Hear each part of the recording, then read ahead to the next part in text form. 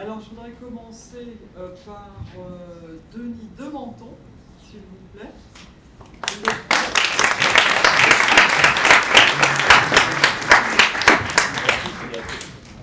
Alors, vous êtes directeur général de France Active. France Active, c'est un mouvement d'entrepreneurs engagés dont l'ambition est de bâtir une société plus solidaire, et vous accompagnez, vous financez des entreprises de l'ESS, donc de l'économie sociale et solidaire, depuis plus de 30 ans, et donc vous serez notre œil sur le terrain.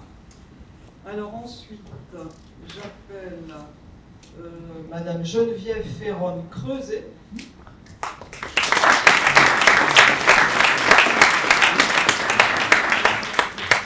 Bonsoir, Madame Ferronne-Creuset est associée et cofondatrice de Profil. Profil, c'est une entreprise à mission. On reparlera dans quelques minutes des entreprises à mission. Et vous faites de la recherche et du conseil pour accompagner des entrepreneurs engagés dans la mise en œuvre des stratégies justement pour le bien commun. Et puis, last but not least, Madame Hélène Valade.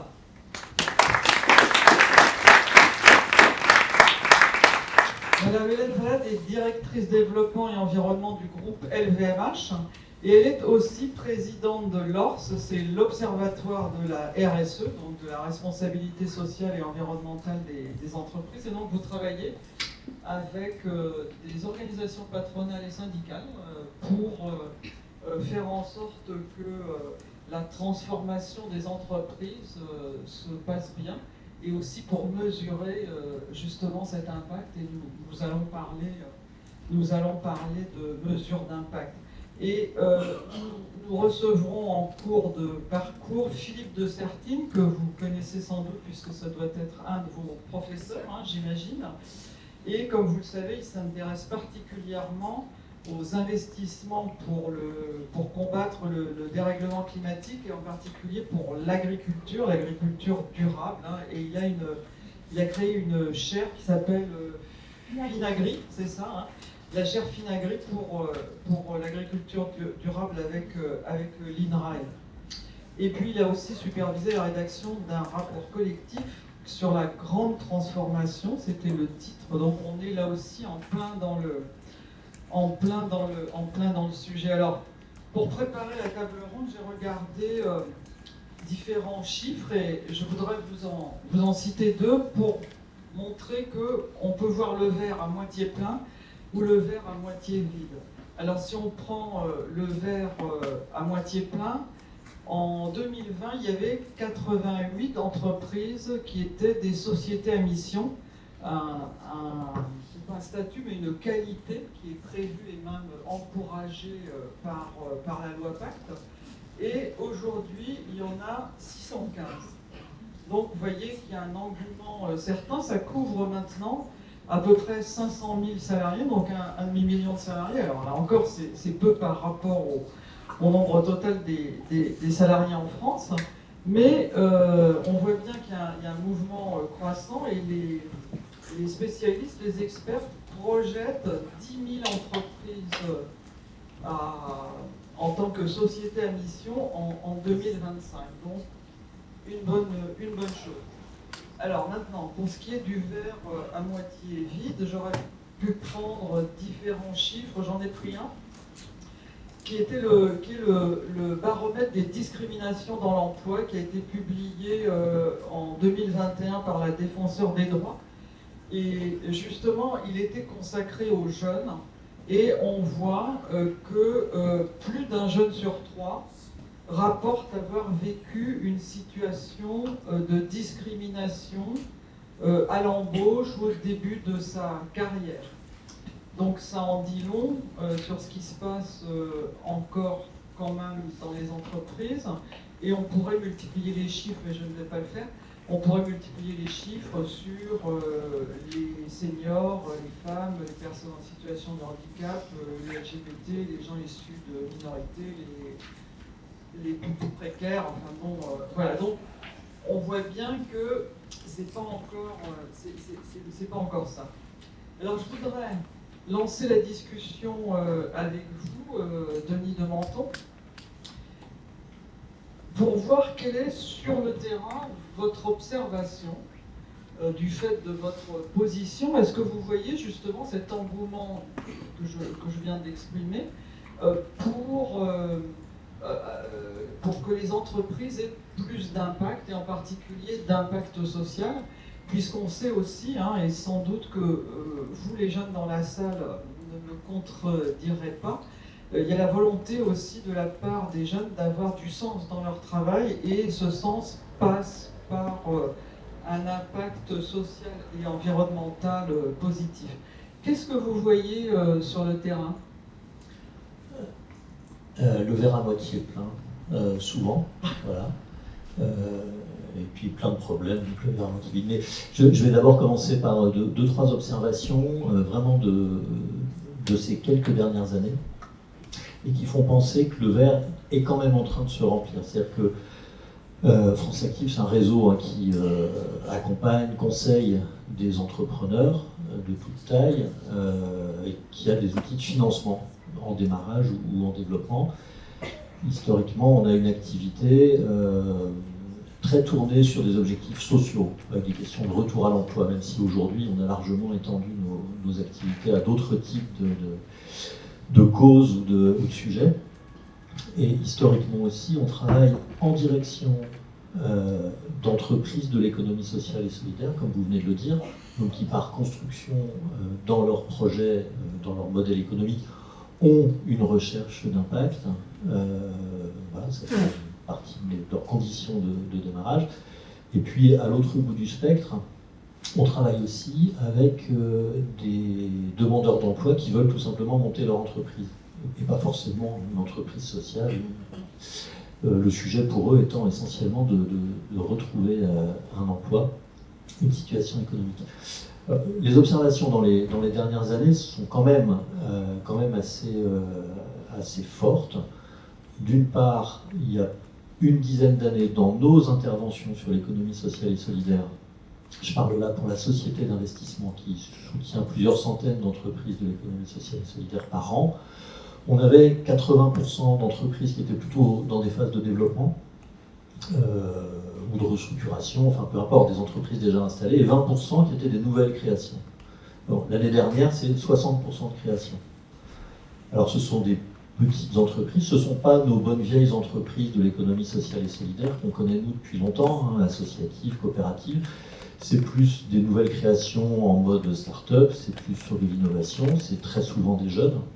Mais l'engouement pour l'entrepreneuriat social est quelque chose qui est très très fort. Alors vous devez le voir aussi, en plus du fait que sur les gens d'une vingtaine ou de 25 ans, la proportion de ceux qui disent vouloir créer une entreprise est beaucoup plus importante qu'auparavant, et en plus, ce sont des gens qui ont très envie de monter une entreprise sociale.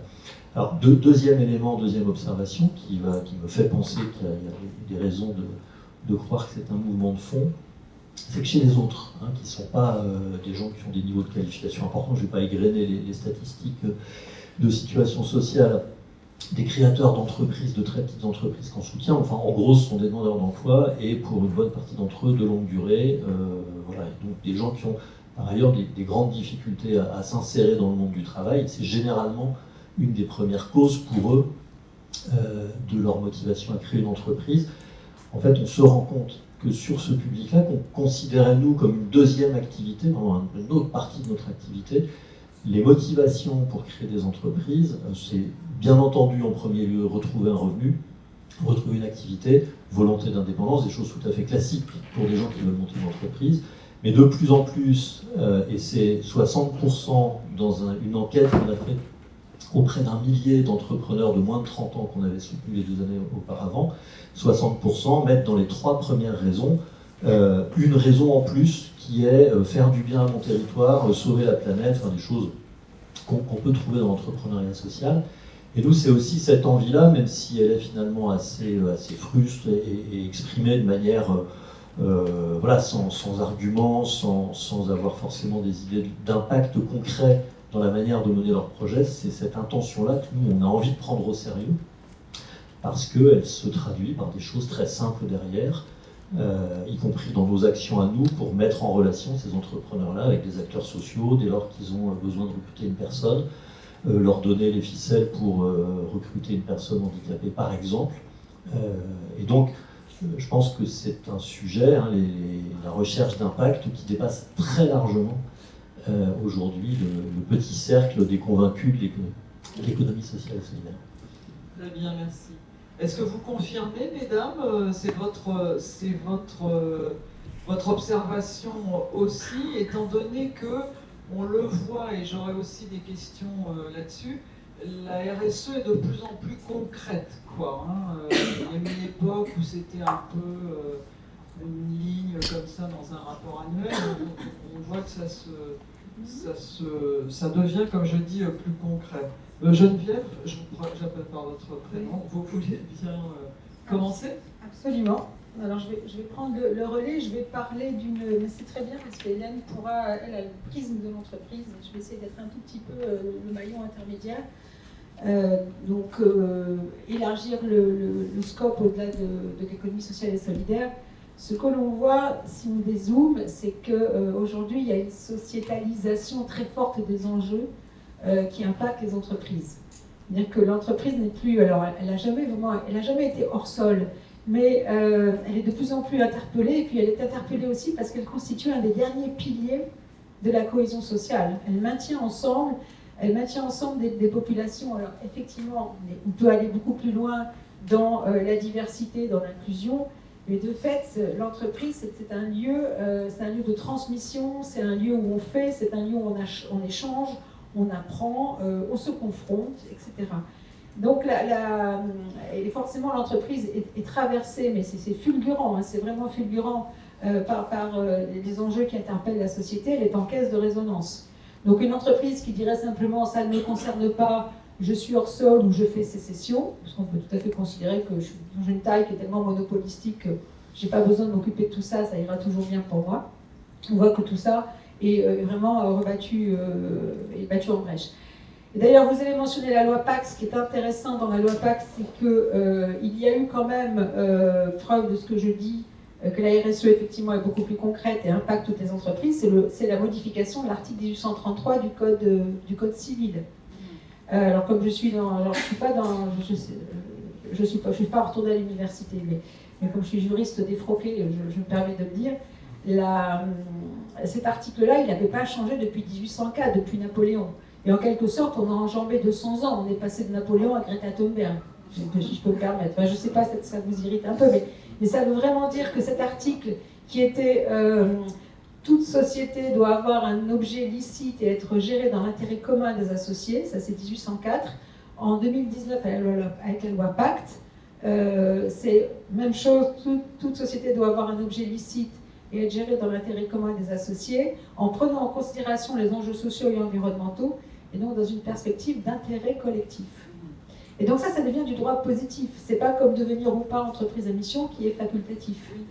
Donc ça rentre dans le droit positif, donc forcément ça rend beaucoup plus concret, et puis surtout ça offre une matérialité à ceux qui pourraient éventuellement s'en réclamer, à condition qu'ils puissent faire valoir un préjudice, en disant, bah voilà, vous, à minima, même si vous n'en avez rien à faire de la planète, de l'humanité, de votre prochain, ce qui est votre droit, même si ça serait effectivement très triste, vous devez quand même prendre en considération ces enjeux sociaux et environnementaux. Donc ça veut dire que vous devez être de plein pied en résonance avec ces interpellations. Et l'interpellation croissante que je vois aujourd'hui, elle est certes pour la décarbonation, mais la décarbonation, le changement climatique, qui est peut-être la mère de toutes les batailles, elle jette une lumière extrêmement crue sur toutes nos insuffisances et surtout sur vraiment ce qui va se jouer. On peut tout à fait...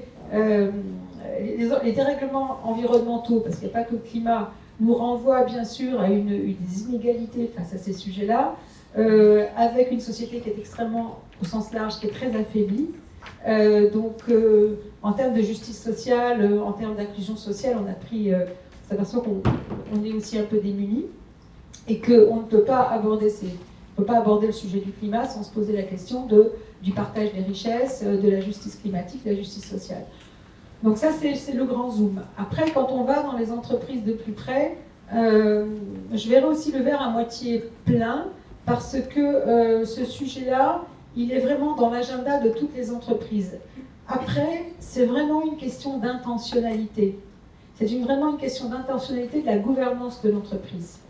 Il y a, premièrement, après c'est une question aussi de marge de manœuvre. Il y a des secteurs d'activité qui sont peut-être plus propices à être des aspirateurs, à insertion. Mais là encore, il ne faut pas s'arrêter à dire, par exemple, je suis dans le bâtiment, donc je suis dans la gestion des déchets, c'est facile pour moi d'avoir de l'impact social parce que je fais faire appel, voilà, j'ai 50 nationalités qui travaillent avec moi dans mon chantier ou dans mon centre de tri. La question c'est, oui, mais c'est quoi la marche d'après? Et là, on rejoint la question de l'intentionnalité. Qu'est-ce que vous voulez faire avec ces personnes-là? C'est très bien de les engager, mais comment le passage dans votre entreprise va les transformer et donc, en quelque sorte, va peut-être les émanciper, les faire grandir, leur apporter d'autres compétences, etc. Donc, ça rejoint toujours la question de l'intentionnalité.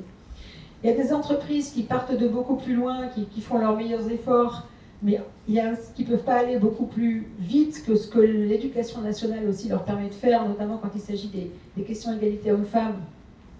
Ou quand on est dans les écoles d'ingé, que toutes voiles dehors, 30% des promotions et encore sont féminines.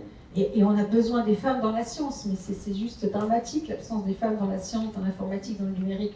Mais là, on voit bien des entreprises qui voudraient en faire plus, se disent, mais je ne peux pas non plus... Parce qu'il n'y a pas de vivier. Il n'y a pas de vivier. Et pour terminer, quand on est dans une politique de diversité, d'insertion et d'inclusion, elle se prépare très longtemps à l'avance. Pour qu'il y ait un vivier, pour qu'il y ait un ascenseur, pour qu'il y ait vraiment une attractivité, c'est des politiques qui se préparent pour être sûr d'avoir un vivier ou de se retourner en disant j'ai vraiment produit un impact auprès de telle population, de telle...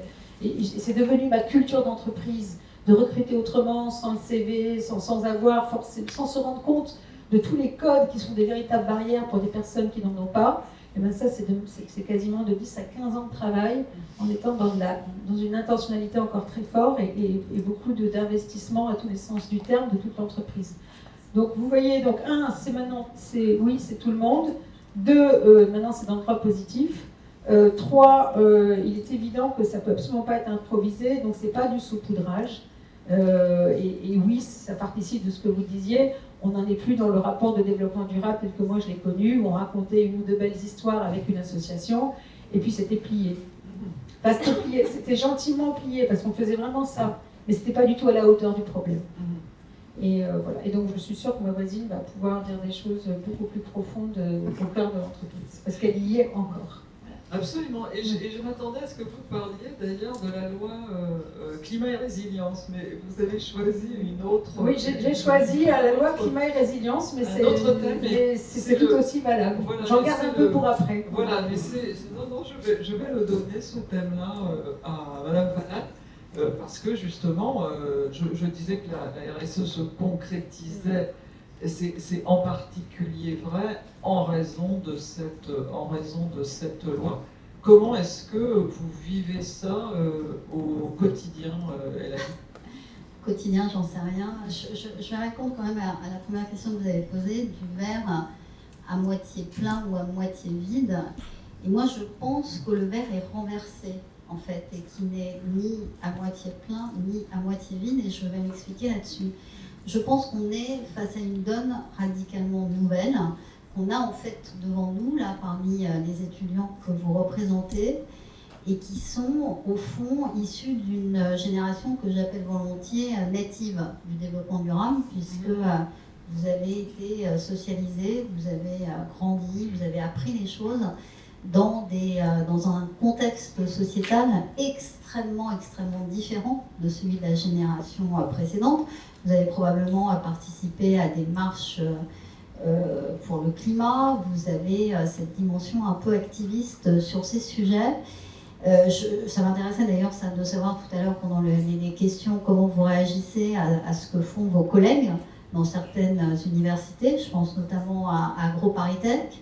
Vous avez probablement vu des étudiants qui, le jour de la remise de leur diplôme, ont dit bah non, moi j'en veux pas. Hein, si c'est pour aller travailler dans des entreprises qui continuent à utiliser des énergies fossiles et donc du coup à entraîner et à faire perdurer une économie carbonée et fossilement carbonée, c'est pas la peine.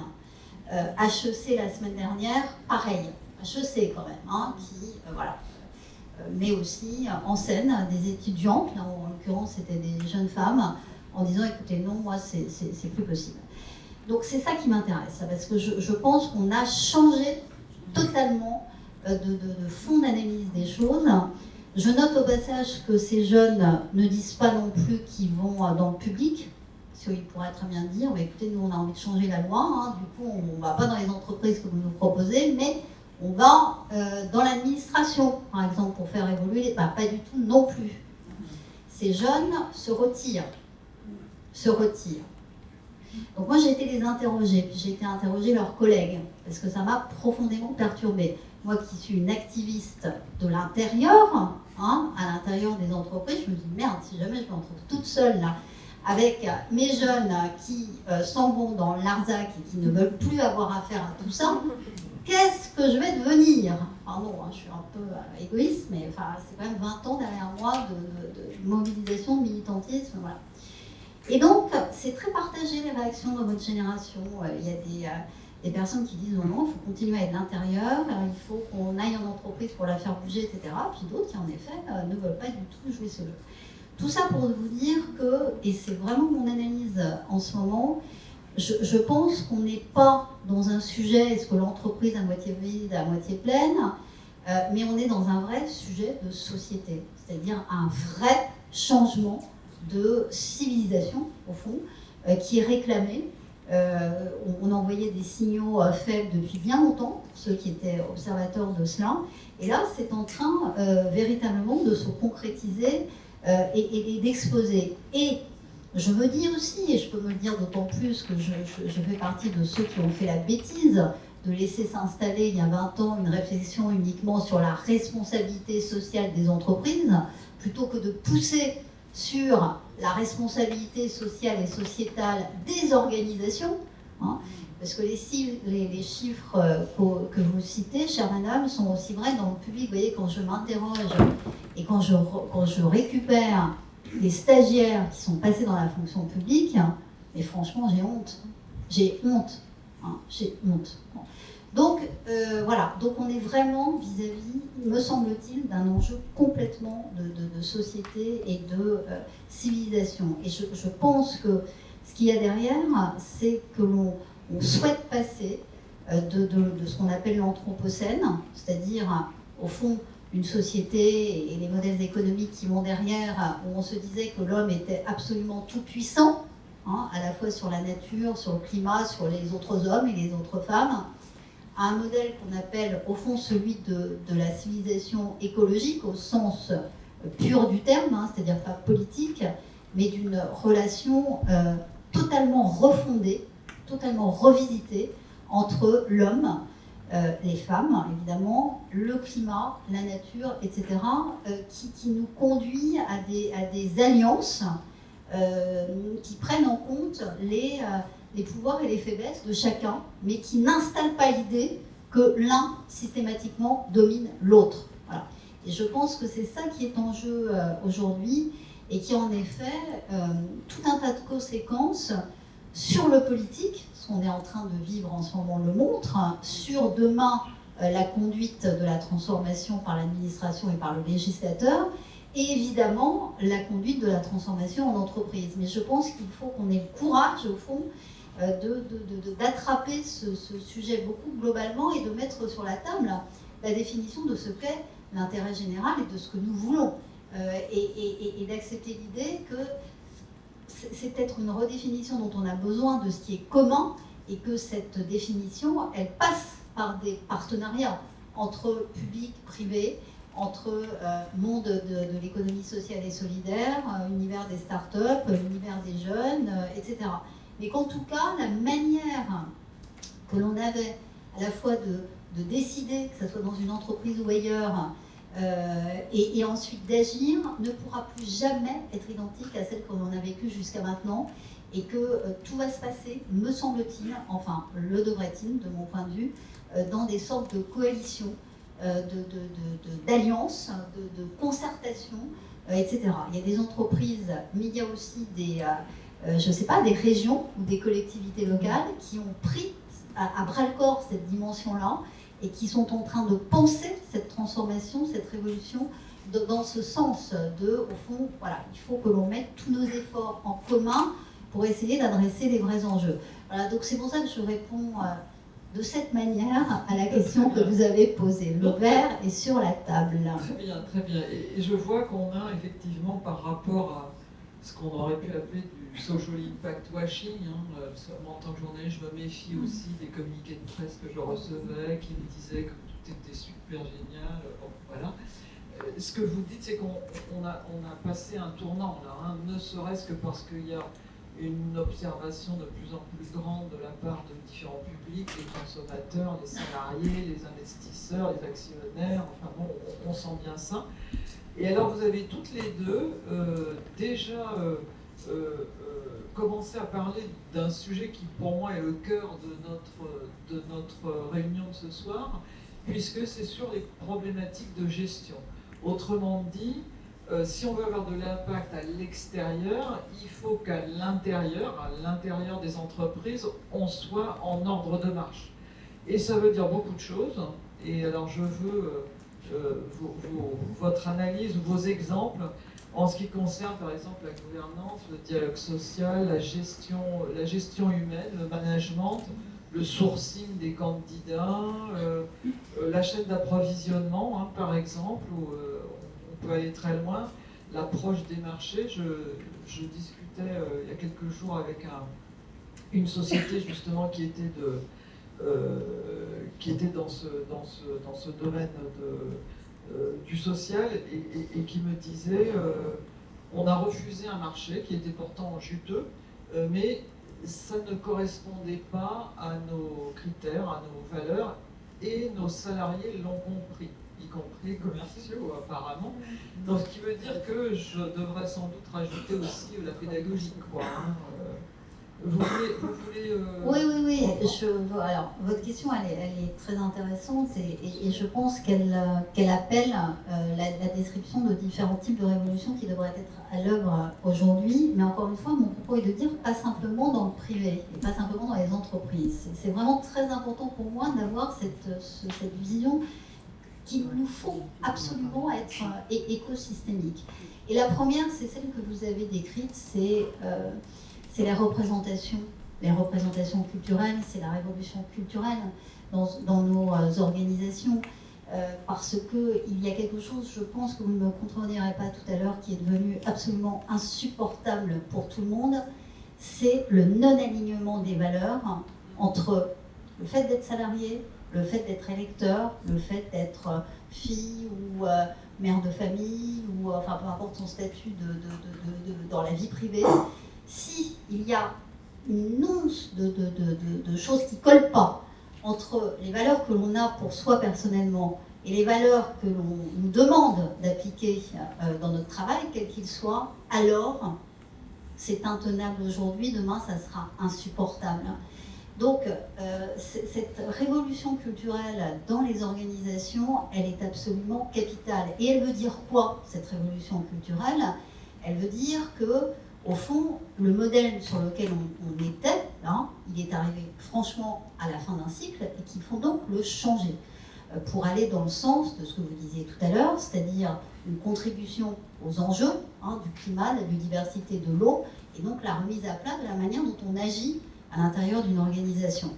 Une fois qu'on a dit ça, ça veut dire juste avoir le courage de revisiter tous les processus d'une organisation. Qu'est-ce que c'est qu'une organisation? Vous parlez de gestion, vous parlez de management. C'est une entité qui fonctionne parce qu'il y a des procédures, il y a des règles internes, voilà.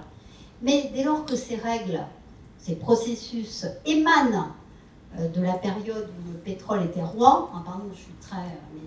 pour que vous me compreniez, là, c'est-à-dire dans les politiques d'achat, dans les politiques de logistique, dans les politiques, etc. Alors, on aura beau nous qui sommes autour de la table s'agiter en disant c'est pas comme ça qu'il faut faire, ça servira à rien.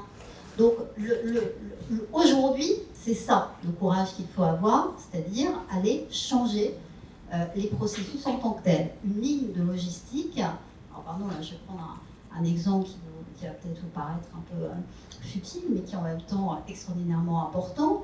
dans l'univers qui est le mien chez LVMH, où l'empreinte carbone est essentiellement composée des transports. Si on ne se dit pas comment je vais faire pour acheminer mes produits sans utiliser l'avion, il faut que je revoie une chaîne de logistique qui va jusqu'à ma couturière dans l'atelier qui a un emploi du temps pour produire sa robe de façon à ce que cet emploi du temps soit complètement revu, de manière à ce que la robe prenne un bateau. Voilà. Donc, ce sont des choses très concrètes. C'est pas très sexy à raconter, mais pour autant, c'est la chose la plus capitale et c'est ce que j'appelle le changement culturel à l'intérieur de l'entreprise. Il y a, me semble-t-il, aussi un deuxième Copernic à mettre en place, c'est celui que je citais rapidement tout à l'heure, c'est celui des alliances, des coalitions au sein d'un modèle qui repose beaucoup plus sur l'économie circulaire que sur le modèle productiviste. On a, et ça fait quelques années qu'on travaille énormément sur ces sujets de circularité. J'aimerais que ça soit enseigné davantage dans les grandes écoles parce que le modèle de l'économie circulaire est un modèle super vertueux à la fois sur un plan de la protection des ressources naturelles mais aussi de l'impact sur le climat, donc tout est lié, mais là aussi c'est un changement de paradigme radical. Vous voyez par exemple nos outils de production, il y en a certains qui ne marchent pas avec des fibres recyclées ou avec du plastique recyclé, donc c'est tout ça qu'il faut changer et ça aussi il faut s'en occuper. Et puis, troisième chose qui me tient particulièrement à cœur, vous dites management, vous dites process, moi je dis PIB. Est-ce qu'on peut continuer à vivre ces révolutions-là si on a les mêmes outils de mesure qui donnent à lire l'économie ou la performance économique d'un pays ou d'une entreprise? Non. Non. Bon, donc, on a été aussi nombreux à faire un lobby positif pour que change la définition du PIB. À l'intérieur de l'entreprise, c'est cela, c'est la performance financière de l'entreprise qui ne peut plus être que financière. C'est-à-dire qu'une performance d'entreprise, d'organisation, elle est financière, mais elle est aussi extra-financière. Et c'est là où on retombe sur vos préoccupations, c'est-à-dire les mesures d'impact, à la fois en termes social et environnemental, et comment, et c'est en ce moment dans ma profession quelque chose qui nous fait nous arracher les cheveux, comment la donnée extra-financière peut-elle être aussi robuste que la donnée financière pour avoir la même crédibilité et donc le même attrait auprès des investisseurs. Ça, c'est un très très très gros enjeu. On va y venir. Sur lequel on justement, bosse. absolument. Et dernier Copernic, et après j'arrête là, la gouvernance. La gouvernance, on a des conseils d'administration, que ce soit d'ailleurs dans les entreprises, mais aussi dans les associations ou d'autres organisations, où c'est pas mal d'avoir des administrateurs qui connaissent bien les sujets de la responsabilité sociale, environnementale et sociétale, et qui jouent ce rôle d'aiguillon dont on a besoin au sein de ce type d'organisation. Voilà, je voulais juste vous décrire rapidement mes 4 Copernic. Très bien. Denis, vous vouliez intervenir avec des... Avec un cinquième des Copernic. Des exemples. Deux petites choses très rapides pour aller dans votre sens et surtout ne pas imaginer que dans ce que j'ai dit tout à l'heure, on considère que les entreprises de l'économie sociale et solidaire, elles sont déjà arrivées et tout va très bien. Et puis les autres entreprises devraient s'aligner. En fait, on est vraiment dans des démarches de transformation et puis de recherche de progrès permanent. On a beaucoup de problèmes dans nos associations, dans nos coopératives, y compris d'ailleurs de discrimination. On pourrait trouver exactement les mêmes choses que dans d'autres types d'organisations. Et je pense qu'elles ont aussi à faire des vraies révolutions culturelles. Alors on le voit pour un certain nombre d'entre elles, qui sont des associations parfois anciennes, qui ne se vivent pas comme des objets économiques. Finalement, progressivement, il faut, si on veut créer des alliances, si on veut arriver à construire, il faut aussi qu'on apprenne à parler le même langage. Ça veut dire qu'il faut aussi qu'en termes de compréhension de ce qu'elles sont, dans leur gouvernance, on se vive aussi comme un objet économique, produisant de la valeur, ayant des salariés, pas de raison de les traiter différemment que ce qu'on peut voir dans le cadre du Code du travail et en entreprise. Et donc, là aussi, nous, c'est ça qu'on accompagne depuis un certain nombre d'années. J'ai un petit exemple sur les questions de révolution de gouvernance. Vous voyez, une entreprise adaptée, une entreprise qui majoritairement recrute des personnes en situation de handicap, avec des aides importantes de l'État pour pouvoir le faire. Beaucoup de ces entreprises adaptées ont été créées à l'origine par des associations, des grosses associations, notamment de familles ou de parents. Et une de mes clientes, reprenant une grosse entreprise adaptée, 400 salariés dans l'Ouest, le patron, actionnaire unique, qui était le président de l'association, lui dit il faut qu'on ouvre notre capital pour se développer, on va aller chercher des investisseurs à impact. Et elle est arrivée en disant en fait, on pourrait tout simplement, bien sûr, on va aller les chercher les investisseurs à impact, il y en a plein d'autres, mais est-ce qu'on ne pourrait pas commencer par ouvrir le capital aux salariés? Ça peut être intéressant. Réaction du président. Je ne sais pas si vous avez compris, mais une entreprise adaptée, les salariés sont handicapés en fait. Voilà. Vous voyez ce genre de réflexe. Alors c'est une anecdote, et puis après ils se sont mis d'accord au bout de 10 minutes, mais on voit bien aussi que cette manière de dire nous on gère finalement les clientèles fragiles, les publics, etc. Donc on n'est pas un acteur économique, donc on va aller demander aux entreprises de faire du mécénat, on va aller demander au pouvoir public d'augmenter les subventions. C'est pas non plus une manière de faire qui va permettre de constituer ces alliances. Et donc on a aussi beaucoup de transformations à faire de ce côté-là. Dernier petit point sur les transformations, et c'est mon petit Copernic. Je crois que ce sera compliqué de continuer à essayer de prôner des alliances, notamment dans le monde associatif, si la seule manière pour les pouvoirs publics, et ça c'est construit depuis un certain temps, de travailler avec des acteurs privés, c'est la mise en concurrence. Et je pense que là aussi, il y a, chez les pouvoirs publics, quand on discute avec la Commission européenne, quand on discute avec l'État, avec Bercy, avec les collectivités territoriales, un dogme sur la mise en concurrence qui aujourd'hui est un frein énorme à la construction de ces coopérations territoriales. On n'a rien contre la concurrence en général, je pense que ça a plein de vertus, mais à un moment donné, il faut aussi casser des automatismes qui sont, à mon avis, destructeurs. Très bien, en effet, très intéressant. Geneviève, est-ce que vous avez des points à rajouter? Je pense justement au dialogue social et au management. Moi, ça me paraît des thèmes très importants. Et je me dis que si on veut incarner à l'extérieur un impact et en avoir un, si on traite mal ses salariés, ça ne va pas marcher, quoi. Et en plus, justement, ça n'incarne pas les valeurs qu'on veut avoir. Évidemment, je le dis de façon un petit peu binaire, mais je voulais vous faire réagir sur ces points précis du dialogue social et du management. Oui, alors je vais réagir, c'est promis. Je ne vais pas partir dans un sixième Copernic. Je dis simplement que là, c'est un retour vers le futur, c'est que tous les sujets qu'on vient d'aborder dans les années 70, l'économie circulaire, c'était connu. Le changement climatique, c'était connu. Parce que pour que les Nations Unies déclarent en 88 le changement climatique risque majeur pour l'humanité, ça veut dire qu'ils en avaient sous le pied de 20 ans d'études. Donc en fait, tous ces sujets-là sont connus. On sait très bien que l'accroissement des inégalités va croissant.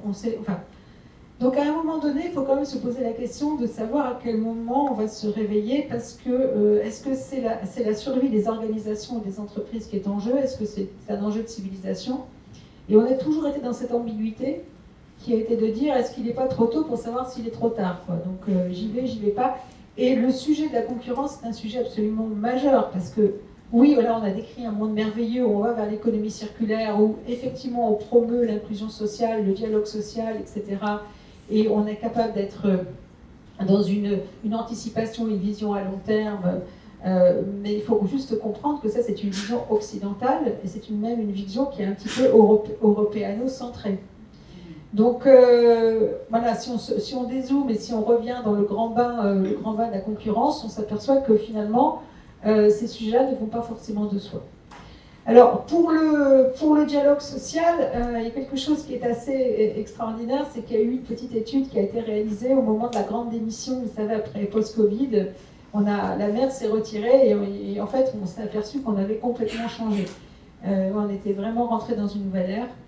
Et vous parliez aussi de l'alignement, de la sincérité. Les entreprises qui avaient le plus favorisé le dialogue social ou la co-détermination, dans leur mode de gouvernance et dans leur management, avaient vu le taux de démission, ou en tous les cas, l'absentéisme, parce qu'il y a une autre façon de démissionner, c'est aussi de faire un pas de côté, Donc on a pu voir, alors c'est extrêmement récent, mais on a pu voir qu'il y avait des modèles qui étaient beaucoup plus vertueux que d'autres, notamment les entreprises qui avaient une gouvernance plus légère, plus horizontale, plus participative, avec des vrais processus de codétermination. Et in fine, ça voulait aussi dire que les pays scandinaves et les pays, notamment l'Allemagne, qui avait vraiment une gouvernance dans laquelle la codétermination est inscrite dans la loi, avaient subi moins de déperdition que des pays latins. Donc oui, ça veut dire qu'il y a clairement une vertu au dialogue social. Et maintenant, il faut dire les choses simplement, ça va être... Alors je ne sais pas pendant combien de temps le rapport de force va être à votre avantage, vous diplômer, mais après, il y a ceux qui peuvent dire à la remise d'un diplôme, ça ne me concerne pas, je démissionne, je vais voir ailleurs. Et puis il y a tous les autres jeunes qui n'ont pas d'autre choix que d'accepter le boulot qu'on leur donne. Et donc j'ai l'impression que la fracture va encore plus s'aggraver. Parce qu'on met beaucoup le projecteur sur ceux qui, éduqués, ont le choix de pouvoir dire « je choisis une autre vie » et c'est tout à leur honneur, hein, je ne dis pas du tout qu'il ne faut pas le faire, mais il y a ceux qui vont rester parce que précisément, ils n'auront pas la possibilité de faire ce pas de côté. Donc d'où l'importance pour le management d'embarquer dans le dialogue social absolument toutes les couches de l'entreprise ou de l'organisation. Et ça, c'est pas forcément quelque chose... c'est pas forcément quelque chose qui est pratiqué et qu'on sait pratiquer dans les entreprises, notamment celles qui sont dans un bain de concurrence extrêmement forte et qui courent un peu après les problèmes de court terme qui sont récurrents. Et donc là, peut-être une attention beaucoup plus qui va au-delà des textes légaux, de toutes les obligations qui sont dictées par le dialogue social, la concertation, etc. Je pense que dans la culture des entreprises, il faut qu'il y ait quelque chose qui craque. Et on le voit dans les modèles de gouvernance, il y en a qui sont beaucoup plus propices. Et chaque fois, ça revient à l'horizontalité et au fait d'avoir des regards et des avis extérieurs et s'accorder sur le temps long. C'est vraiment majeur. Si on est le nez dans le guidon, ces sujets-là, ils passent à la trappe. Ils passent à la trappe parce qu'on revient dans la mémoire de forme qui est le volume, le chiffre, et la survie. Et ça, c'est quelque chose qui est malheureusement le cas de beaucoup d'entreprises. Ça, c'est très intéressant, parce que précisément, il y a une pénurie de main-d'œuvre dans beaucoup de secteurs, hein, d'ailleurs, vraiment des secteurs tout à fait divers. On parle de la semaine des 4 jours. Enfin, c'est intéressant, c'est une réponse pour rendre plus attractifs des secteurs qui sont par ailleurs peut-être décriés. Donc on est vraiment aussi dans de l'innovation pour faire revenir les gens au travail en s'adaptant un petit peu plus à leurs contraintes, à leur mode de vie, à l'équilibre de leur vie professionnelle, familiale. Ça, c'est des choses qu'on n'avait pas vues avant. Mais il faut prendre le risque de sauter. Voilà. Et ça fait la parfaite introduction pour accueillir Philippe. Bonjour.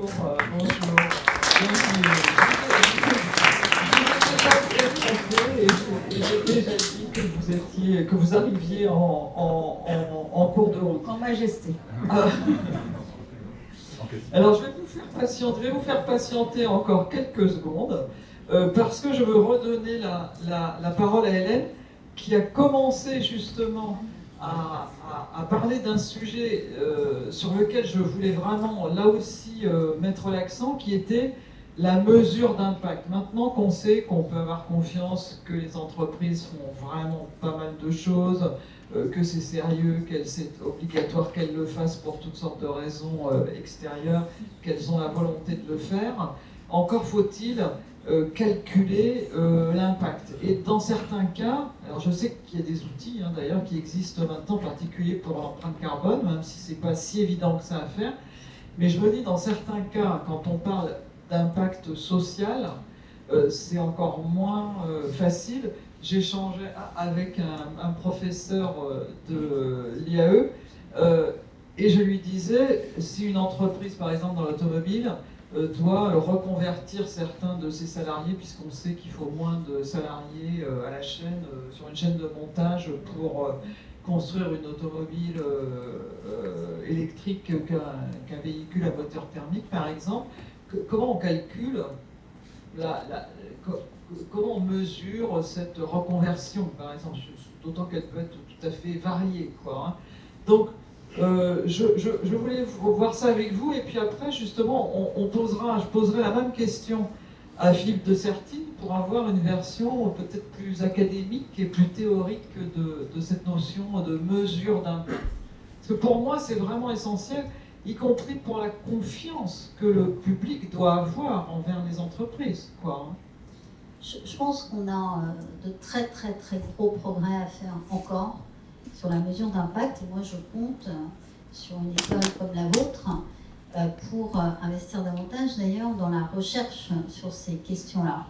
Parce qu'on a fait beaucoup de choses, il y a eu évidemment beaucoup de progrès, notamment sur l'impact environnemental, peut-être un peu moins sur la mesure d'impact social.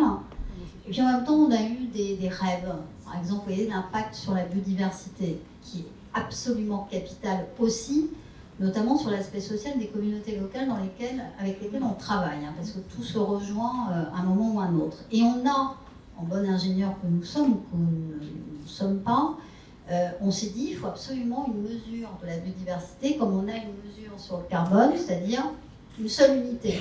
Alors voilà, ça a plein de noms savants que je ne vais pas... voilà. Mais en fait, c'est un rêve, parce que c'est pas possible. C'est pas possible. Il faut accepter le fait que c'est pas possible. Et donc aller rentrer dans le détail de catégories d'impact sur la qualité du sol, sur la qualité de l'eau, etc., sans vouloir absolument avoir une vision globalisante, agglomérée de tout ça.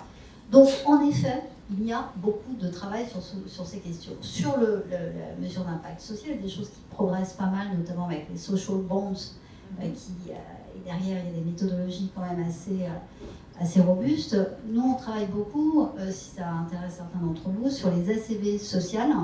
Au fond, c'est sur la prise en compte de l'impact social sur toute une chaîne de valeur, et pas simplement à un instant donné du temps d'une organisation.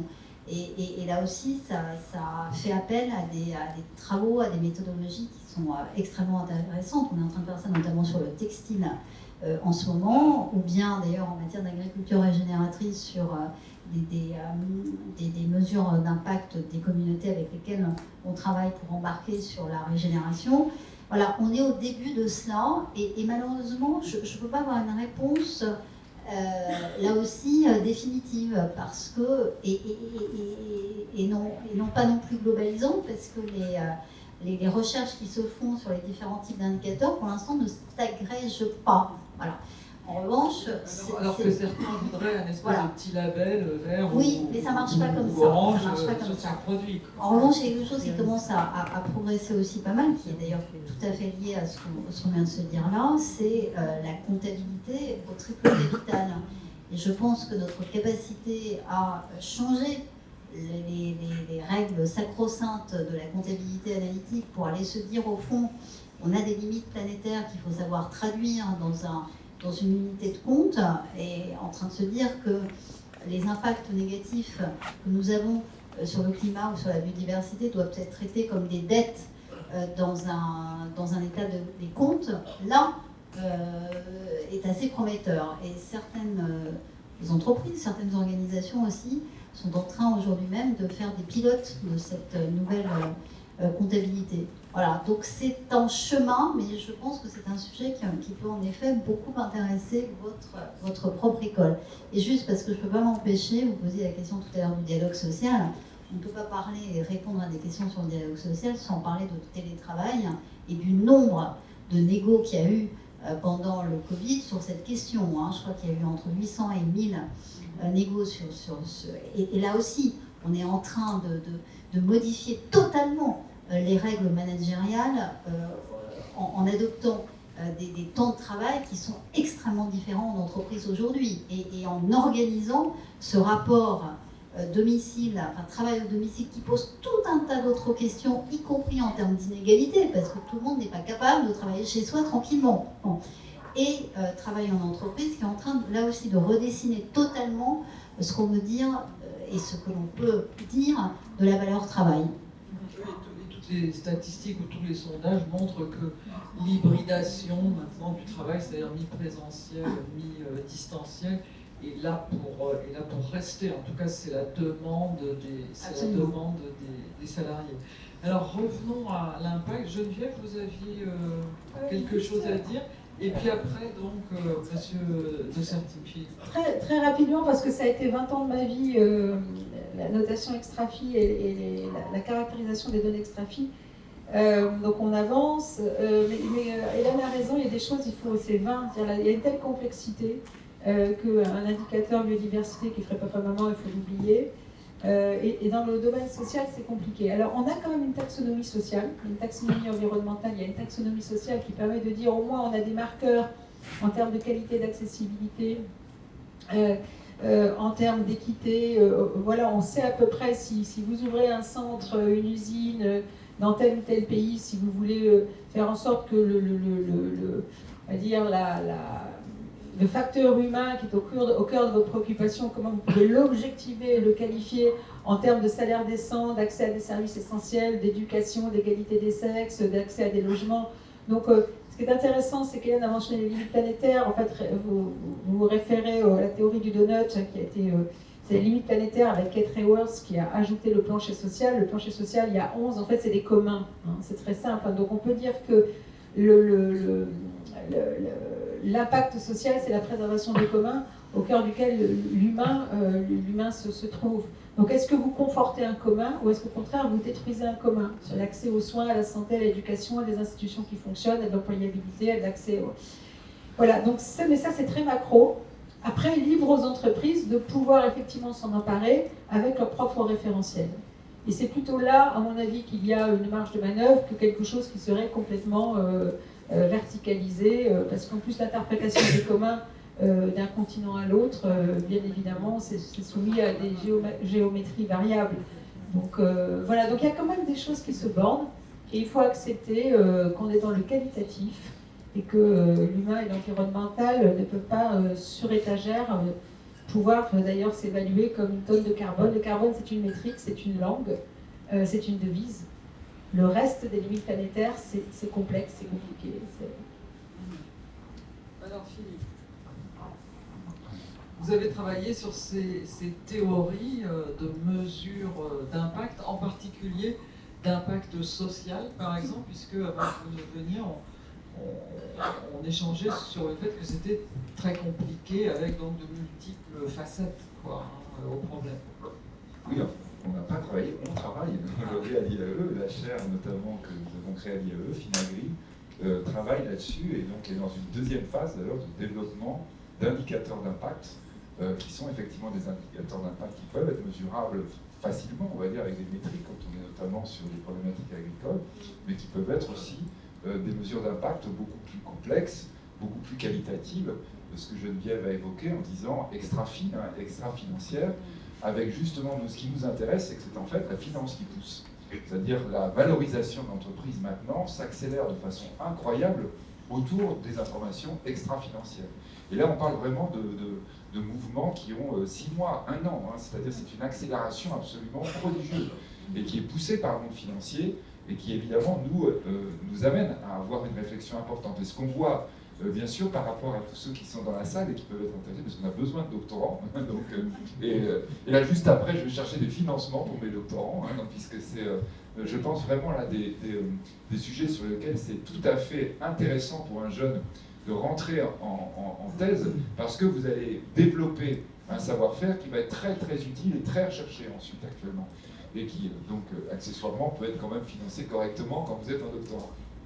L'idée, à mon avis, essentielle, c'est de dire que par rapport à la situation de l'académique est très très intéressant justement par, on va dire, l'absence de conflit d'intérêts qu'il peut avoir lorsque aujourd'hui la finance attend de plus en plus une approche qui serait une approche, on va dire, la plus rigoureuse possible, scientifique possible, dans la démonstration d'impact.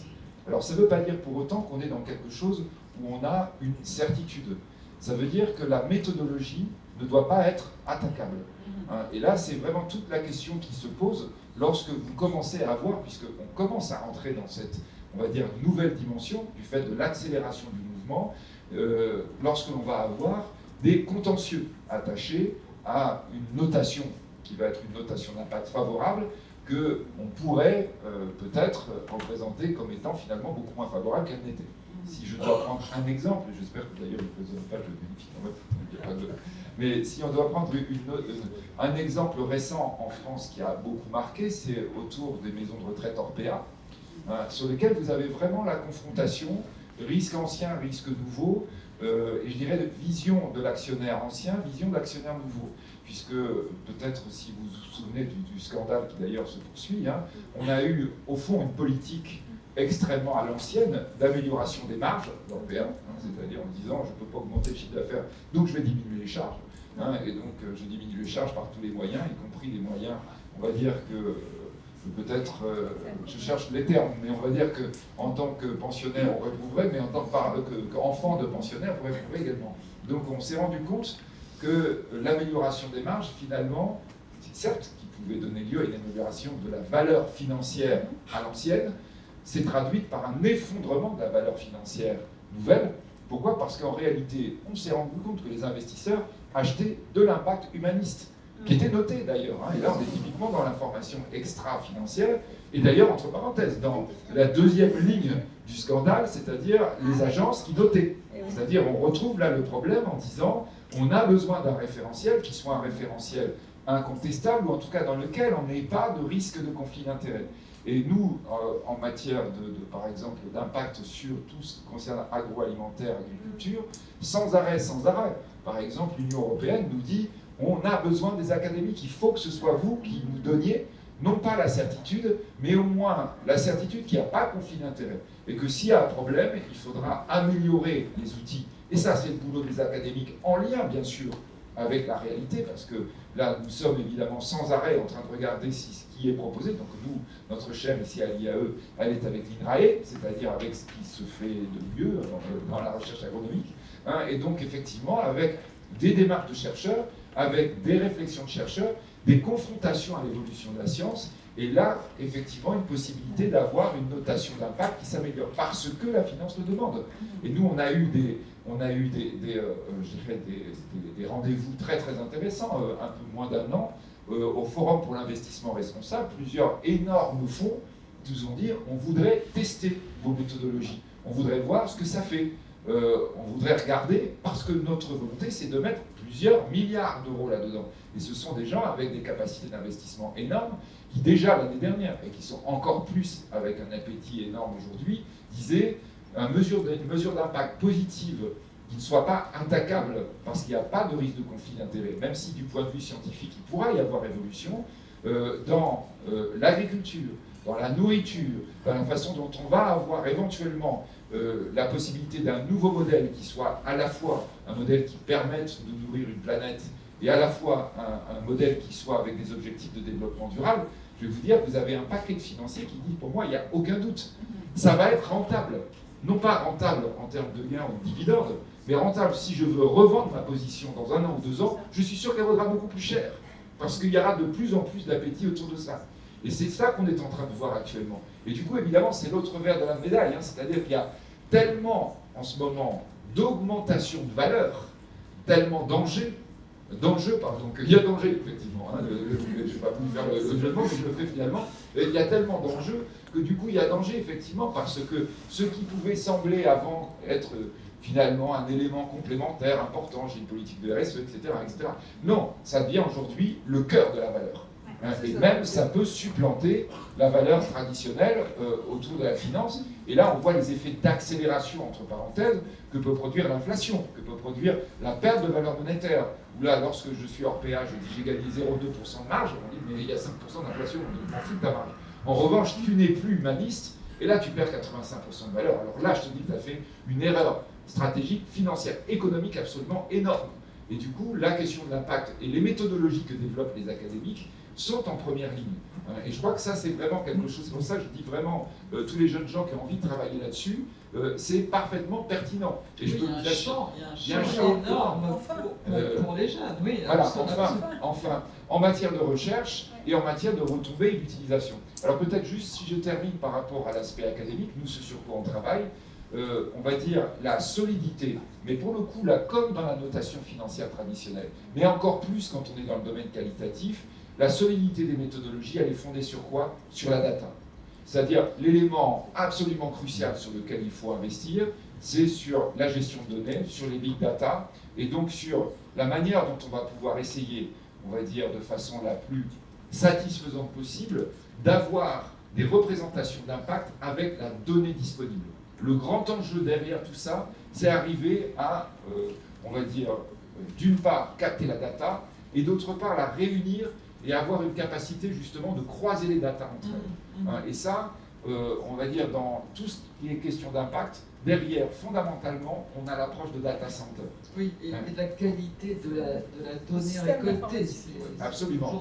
Cette qualité de la donnée, la possibilité d'utiliser donc le nettoyage de données, qui est un enjeu énorme et qui a un coût économique énorme, qui là aussi nous permet, nous, académiques, de nous positionner. Et peut-être parfois d'ailleurs on va dire, d'avoir des solutions qui permettront à certains, je dirais, data providers, d'apporteurs de données privées, qui jusque-là sont réticents à les mettre avec d'autres, de l'accepter. Et je crois, vous voyez, que si on va jusqu'au bout, ce data center, à la fin, devient en fait l'élément de valorisation nouvelle. Voilà. Mais juste, ça repose la question qui a été posée tout à l'heure de la concurrence, parce que là, nous, on est en train d'avancer beaucoup sur la data, notamment auprès des fournisseurs, mais on ne peut pas les partager, ces data. On a un vrai sujet de concurrence là-dessus. Moi, j'aimerais bien que vous attaquiez aussi à cette problématique-là dans le même temps que vous faites sans doute. Mais non, mais Hélène, il faut nous financer, parce que c'est nous la solution. Ça faisait longtemps qu'on ne m'avait pas demandé un financement. On ne fait pas la maligne comme ça, le financement ne vaut rien. Ce que nous, on fait, ça vaut très cher. Parce que tout ce que vous pouvez mettre, non mais vraiment. C'est-à-dire que si vous avez ce problème-là, c'est qu'évidemment, vous avez le conflit d'intérêts. Et alors que les académiques l'ont pas. Non, les académiques l'ont pas. C'est des données d'endroits différents et concurrents par définition. Il faut Alors vous savez comment on fait? Non, comment on fait? Ça veut dire blockchain, ça veut dire travail sur blockchain, ça veut dire un gros travail pour anonymiser la donnée. Donc d'abord on vous la confie, donc ça c'est effectivement le problème de conflit d'intérêt. Sauf qu'il y a toujours un homme derrière et un supplier auprès duquel on va chercher des informations. Et on est souvent à l'interroger à plusieurs.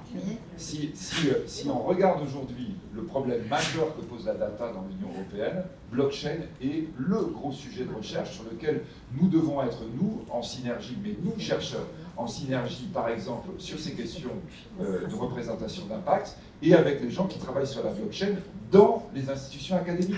Et là encore, vous pouvez avoir des développements, tous les développements que vous voudrez du point de vue privé, à chaque fois vous allez vous retrouver en porte-à-faux, notamment quand vous êtes du point de vue européen.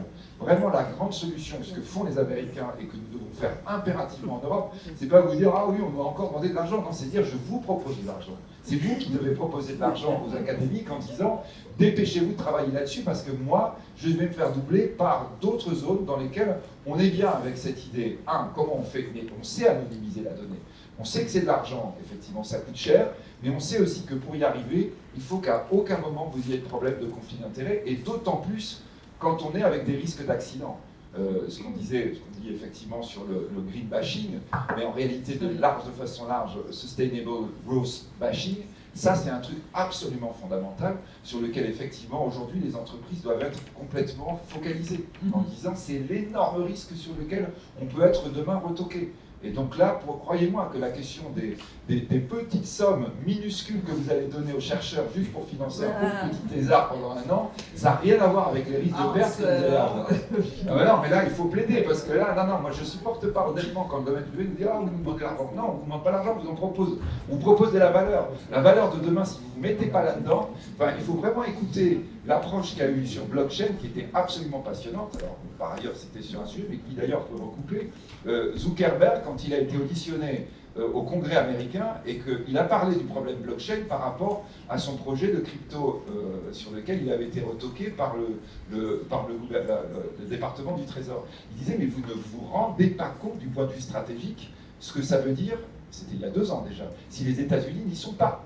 Que les recherches les plus fondamentales en ce moment sur la data et sur blockchain, ils sont en Asie, c'est une catastrophe pour les États-Unis. On n'a pas eu d'audition, nous, au Congrès européen, mais on n'est pas plus en pointe que le sont les Américains là-dessus, plutôt moins. Alors, je veux laisser la parole aux étudiants, parce qu'il est temps bientôt de conclure, et ensuite on fera un round de conclusion. Et donc, je veux donner la parole aux étudiants et aux professeurs. professeurs. D'ailleurs, il n'y a pas que les étudiants, on va être inclusif. Si vous avez des questions, n'hésitez pas, levez la main. Ah, je ne disais aucune question. Madame. Désolée, je suis étudiante. Attendez, je t'amène. Merci. Oui, il marche. On a parlé un petit peu de solutions blockchain et on a parlé aussi de gouvernance horizontale. Et on voulait savoir en fait qu'est-ce que vous pensez de la DAO justement sur tout ce qui est decentralized, automated governance, qui est une des solutions que propose la blockchain, enfin qu'adresse la blockchain. Après la traçabilité des produits de luxe que le groupe LVMH a adressé depuis quelques temps quand même avec Aura, en se positionnant avec, en travaillant avec ses propres concurrents, hein, quand même, on peut le dire, Prada, Cartier, etc.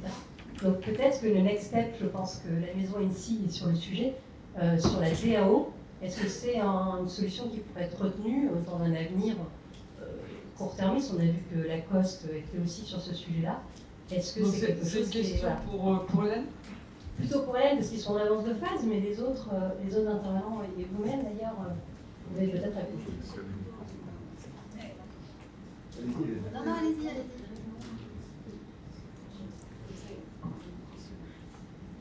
Ma question, je suis désolé, sort un peu de la blockchain. Encore une fois, Madame Balade, notamment sur la question des partenariats publics-privés. Je partage entièrement le constat du fait que, en tant qu'étudiant, quand on considère les étudiants comme un groupe Arictec ou HEC, il est évident qu'il y a une forme de révolution culturelle, une fin de cycle, dont le diapason est sans doute dans les entreprises, une forme de passage d'un collectivisme à la circularité. Comment créer des partenariats entre public et privé alors que les objectifs sont diamétralement opposés? Là où, par exemple, le public recherchera l'intérêt commun, ou le privé, par exemple, des notions d'attrait d'investisseurs. Je suis sincèrement curieux de comprendre comment on pourrait construire des partenariats alors que les visions sont potentiellement divergentes. Très bien, on prend une dernière question peut-être. Non, c'est votre dernière chance. Rien ne vous dérange. Bon. On fera peut-être un deuxième tour. Je vais répondre à la dernière question que vous avez posée parce qu'elle est évidemment passionnante. Comment au fond faire des alliances entre des univers qui sont si différents que ceux du public et du privé? Ça, c'est un peu l'histoire de ce que j'ai fait pendant 20 ans, c'est-à-dire que la meilleure façon de faire des alliances, que ce soit des partenariats avec le monde académique d'ailleurs, ou bien des alliances d'action entre le public, le privé et les ONG, c'est d'abord de se respecter et du coup de comprendre les logiques qu'il y a derrière chacun des acteurs. Et donc moi j'ai souvent passé beaucoup de temps à faire des séminaires de rencontres pour discuter sur le sens d'un certain nombre de mots, la capacité à mettre sur la table les stéréotypes qu'on a de l'autre. Un fonctionnaire, ça ne coûte jamais rien. Un privé, ça s'en met plein les poches. Voilà, vous voyez, ce genre de choses qu'il faut savoir un peu décortiquer. Et puis une fois qu'on a passé une journée à bien voilà, même ça peut être un peu violent, et ben on travaille sur des points de convergence. Et alors là, on approche quelque chose qui est un moment, presque un moment de grâce, qui est au fond de se rendre compte que la finalité, que ce soit une finalité de contribution pour l'entreprise ou une finalité de servir l'intérêt général pour le public, eh bien, elle peut se rejoindre sur des territoires bien détourés. Et une fois qu'ils sont bien détourés, eh bien, on peut vraiment agir de concert. Voilà, donc en effet, c'est pas quelque chose comme ça qui se fait du jour au lendemain, et vous avez raison de poser la question. C'est quelque chose pour lequel les sciences sociales sont souvent extrêmement utiles, et les sciences comportementales, parce qu'elles nous aident à décrypter des situations et des systèmes de valeurs qui sont parfois en effet antinomiques. Mais quand on a ce courage de faire ce travail un peu de longue haleine, alors on y arrive. Et donc que ce soit des coalitions très concrètes avec le monde de l'ESS ou bien avec des startups dans des univers extrêmement différents, ou bien encore une fois avec le monde académique. Et il y a des savants représentants dans cette salle avec qui j'ai conduit pas mal de partenariats. Ça marche et en plus ça rend heureux parce qu'une fois que les gens se connaissent un peu mieux, il y a des vrais trucs qui se nouent et il y a des vrais résultats qu'on obtient. Merci. Vous voulez ajouter un mot? Peut-être pas sur la DAO, parce que je suis pas savante, mais je m'intéresse à ces formes de gouvernance décentralisée par la blockchain. Mais la DAO, elle avait été expérimentée avec Ethereum, hein, c'est ça? Exact.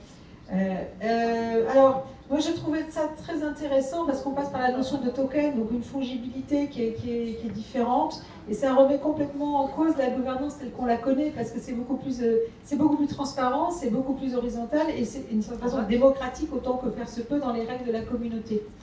Je dirais simplement une chose, c'est que, et ça rejoindra, je vais quand même trianguler, j'ai beaucoup travaillé sur l'écologie industrielle dans une vie antérieure, et j'ai même créé un master à Centrale Supélec d'écologie industrielle en 2013.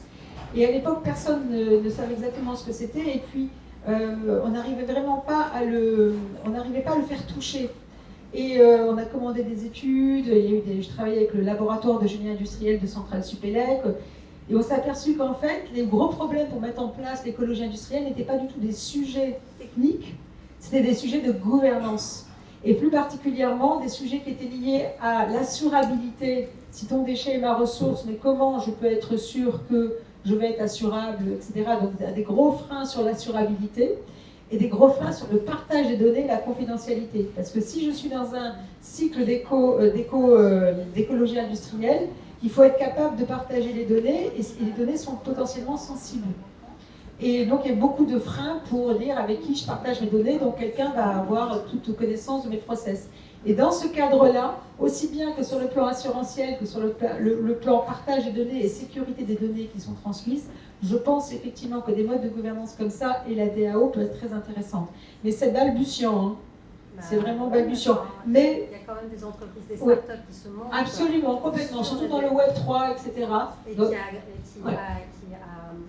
qui attire énormément de jeunes complètement. qui attendent les entreprises Complètement. qu'elles soient sous ce Je suis d'accord, je suis moi-même petit actionnaire petit actionnaire méritant, parce que je ne comprends pas grand-chose si je suis honnête, mais ça me passionne.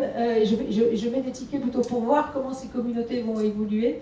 Notamment, on avait lancé un programme avec WPO de mettre en place justement avec une DAO pour dire ce qu'on vous vend, c'est de la donnée justement pour améliorer vos flux d'informations sur l'efficacité énergétique. Donc c'est un lac de données qu'on passe en DAO et tout le monde a un token et pourra se réclamer de ce token, de la fongibilité de ce token pour contribuer, partir. Et ben on a fait un flop total. Il y a des tests aussi, Alors, même chez Renault par exemple. Hein. Bon, mais ça me passionne, mais j'y connais pas grand-chose, donc j'ai donné le meilleur de moi-même. Merci. Merci. Une dernière question avant la conclusion, parce qu'il est l'heure. Hein? Une dernière question. C'est votre dernière chance. Hein? Non, c'est pas vrai, c'est pas votre dernière chance, puisqu'il y a un cocktail après, c'est ça? Tout à fait. D'accord, j'aurais dû l'annoncer dès le départ. Très bien. Eh bien, on conclut. Est-ce que chacun dit un mot? Non, je crois qu'on a été clair. Je crois qu'on a été clair. On est sur le bon chemin. Il reste encore pas mal de choses à faire, en particulier dans la question de la préparation à l'intérieur des entreprises et la question de la mesure de l'impact qui, comme je le disais, pour moi est vraiment quelque chose d'essentiel pour tous les publics concernés. Merci beaucoup.